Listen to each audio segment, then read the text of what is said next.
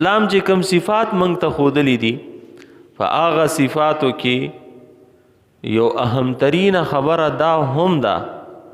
چې انسان به ټیک ته ټیک وي او غلط ته به غلط وي. دا خبره هم ټیک نه ده چې انسان د خلکو ټیک خبرو ته غلط وي. بعض خلک دسي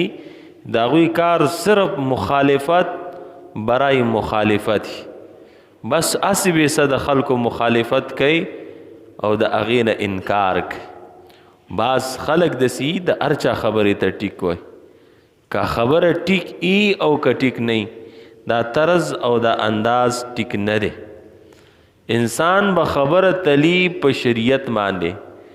که د شریعت مطابق خبره ټیکی نو ټیک به ورته وایي، په دې کې حوصله افزایی ده او د خو خبرو حمایت او تایید دی.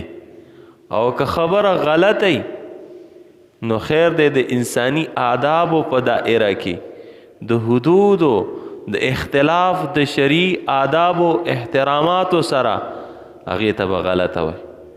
که چرته د یو انسان غلطی خبرې ته انسان ټیک وای نو دا د هغې غلطی خبرې حمایت کوي او دا د هغې تایید کوي. عمر فاروق رضی الله تعالی عنہ مخې ته به چې یو عام سړي خبره وکړله نو د عمر صاحب اورېدل به د هغې لره و، د عمر صاحب خبرې ته وی چې غلط ویل عمر صاحب به په هغې باندې سوچ کو. بسا اوقات به یو زنانه را پاسې د عمر صاحب ته ویل ستاسو دا خبره ټیک نه ده، عمر صاحب به په هغې سوچ کو، فکر به په هغې باندې کو.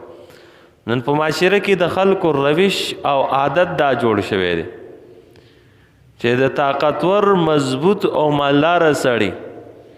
یا چاته چې د چا حاجت او ضرورتي د هغه هرې خبرې ته خلک ټیک وایي، او کم سړی چې ولدا په دې حیثیتونو کې ته کمزورې نو د هغه هر ټیک خبرې ته سپک ګوري. دا د ګناه نه ډک عادت دی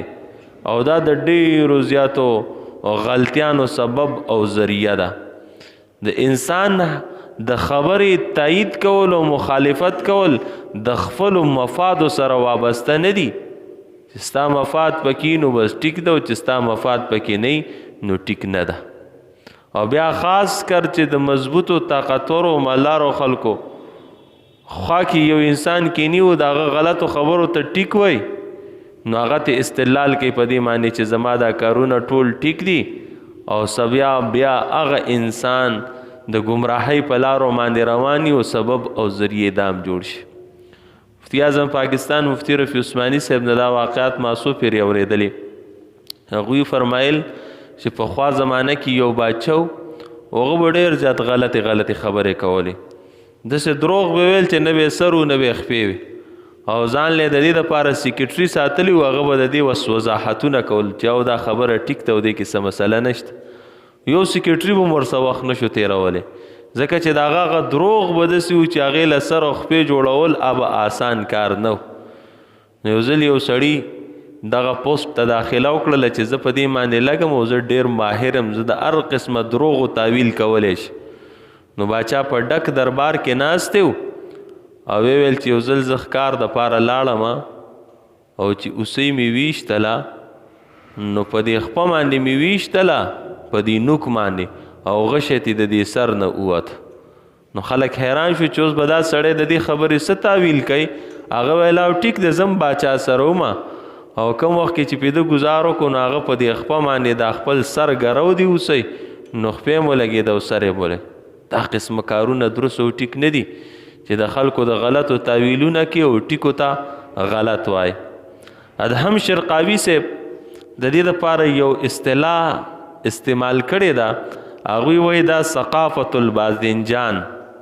د باطنګړو فلسفه ده او بیا د عربي ادب یو واقعه ذکر کړې ده چې یو باچا ناست و او هغه دا خبره کوله چې یاره باطنګړ هغې ته مې زړه شوي دي، ده ورته زر صفت شروع کو چې دا خو د میوو سرداره ده او دا خو بغیر د کانټون او بغیر د لشو نه میان دي او بغیر د وازګې نه دا غوښه ده. بیا باچا ویل یاره مخکې مې چې خوړلی و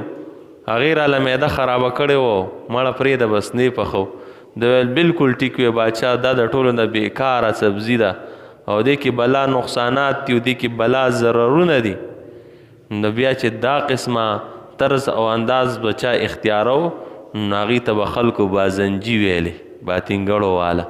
او دا قسمه طرز او انداز بچي نو هغې ته په ثقافت البازنجان ویل کېده